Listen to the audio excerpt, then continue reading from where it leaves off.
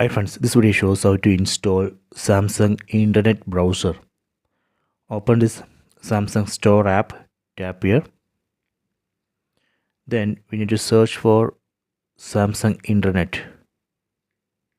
We can search for Internet, then tap on the Samsung Internet Browser. Tap on this download button. See, so now it's downloading and installing this Samsung Internet Browser. So please wait. See, now it's installing.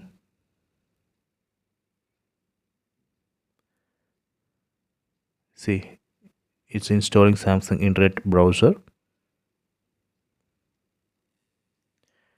See, installation completed. So now we can open.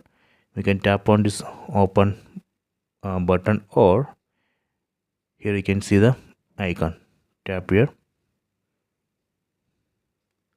See, so this way we can install Samsung Internet Browser. So please try this. I hope you have enjoyed this video. Please subscribe this channel. Please like and share the video.